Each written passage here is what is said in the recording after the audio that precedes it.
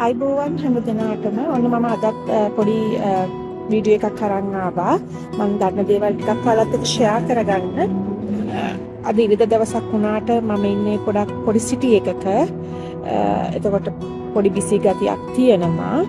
ඉතින් මේ දවස්වල ඕස්ට්‍රේලියාවට autumn එක ඊට පස්සේ වින්ටර් එක එනවා. ඉතින් අල ඕස්ට්‍රේලියාවට මේ දවස්වල හරි තව ඉස්සරහට ඒ කියන්නේ මාස දෙක තුනකින් වගේ ඕස්ට්‍රේලියාවට එන්න බලාපොරොත්තු වෙනවා.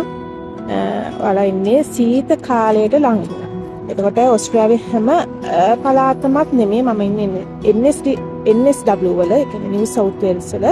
ඒතකොට මෙහෙ සහ මම ඉන්න ඒරියා එක ටිකක් කැන්බරා වලට ළඟයි. ඒ කියන්නේ ඕස්ට්‍රේලියන් කැපිටල් ටෙරිටරි එකට ළඟයි. එතකොට මෙහෙ ටිකක් වැඩියෙන් සීතලයි.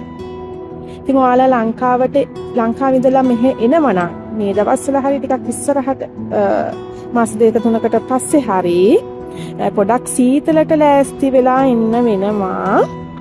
ඒ කියන්නේ ඕස්ට්‍රේලියාවත් අර කැනඩාව ඒ වගේ හිම වැටෙන්නේ නැති රටක් වුණාත් මේ හරිය ඒ කියන්නේ මේ ඒරියා එක ටිකක් සීතලෙන් වැඩි ඒරියා එකක්.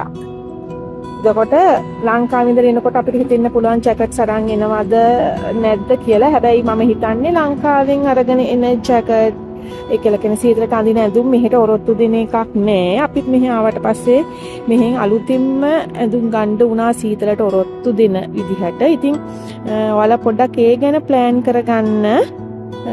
මෙහෙට එනවනම් මේ දවස්වල හරි ඉදිරියට හරි සීතල කාලේ අහුවෙන කාලෙක ඔයාලා ඕස්ට්‍රේලියාවට එනවනම් පොඩ්ඩක් ඔයාලා ගේන ඇඳුම් ගැන පොඩ්ඩක් සැලකිලිමත් වෙන්න. මොකද ලංකාවෙන් ගේන ඇඳුම් ටිකක් මෙහෙට ගැලපෙන්නේ නැති ගතියක් තියෙනවා.